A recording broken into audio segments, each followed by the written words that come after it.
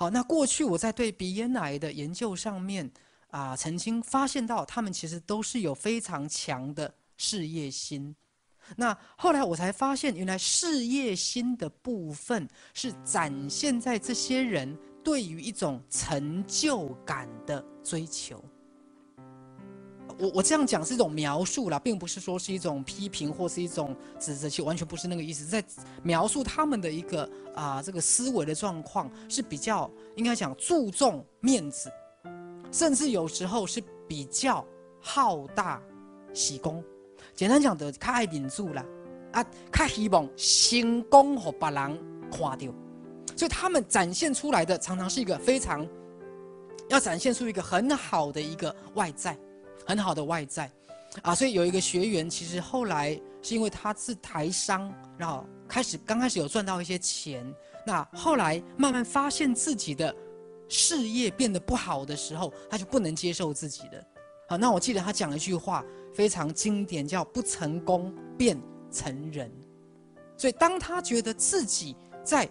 事业上、在成就上让自己失望的时候，他的内在会产生很强烈的负面情绪。好，那尤其鼻咽癌，它特别属于中国东南沿海的部分，好像福建、广东靠海的部分。那过去的研究是认为跟一个特殊的病毒叫 HPV。人类乳头病毒的感染是有关的。那后来我从身心灵的角度，我发现，因为中国东南沿海是以前最穷的地方，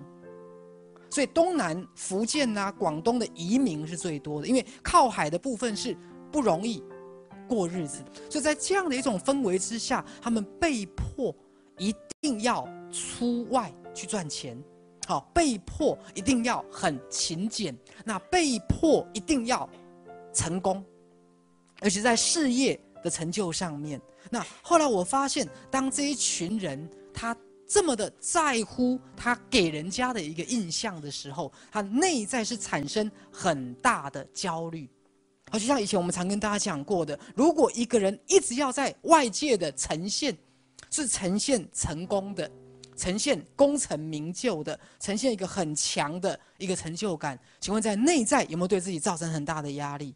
有。但某程度我们觉得这个并没有错，因为人对自己的负责任是好的。可是当你过度的强调了你要的那个样子，你要的那个表象的时候，其实是很大的痛苦跟压力。好，那我记得我在跟我们的学员在一个治疗上的突破，我就直接点出他的内在，我说你就是爱面子啦，大概你来拢是要让我看你好的所在啦。好，每次你来就想让我看到你好的地方，但是我不要看到你好的地方，我要让你呈现你的内在的地方。好，这也是我们常常会犯的一个通病。我们经常就是希望把成功的那面给人家看，经常把表现的最好的那面给人家看。可是某个角度来讲，我们的内心是孤独的，甚至也是苦了自己。因为你会自己不断的容忍，你会自己不断的压抑，那甚至很多你内心的委屈也好，内心的难过也好，你不想让别人知道，因为你觉得让人家看笑话不是你希望的，你也不希望让人家看到你不好的地方。好，所以常常我们这样讲，如果当一个人能够把自己内在的你觉得不够好的地方表达出来，就表示什么？表示你够安全的，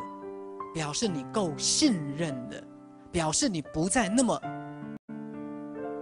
不是那么担心自己不够好。好，就像我们之前在个人实相的本质，各位还记得吗？好，上次再次讲到一段，你为什么要表现得那么好？正是因为你的内在觉得自己不够好，所以你才常常告诉自己，我必须表现得很好。那这一点如果你没有看到，可能你一辈子仿佛在追求完美，仿佛想要表现出最好的那一面给别人看到，可是其实内心你是孤独的，内心其实你是很苦的。好，甚至像今天也是有个学员在讲，他对他的父母亲也是一样，好，从来都是想要表现最好的那一面给爸爸妈妈看，而且不自觉的在父母亲的面前就是想展现那个好的那一面。好，可是其实各位，好，当我们慢慢进入赛斯心法的时候，有时候你真的是要来跟你的周遭的亲人谈你内在的感受，而不是只是在理论上去学习这些东西而已。来。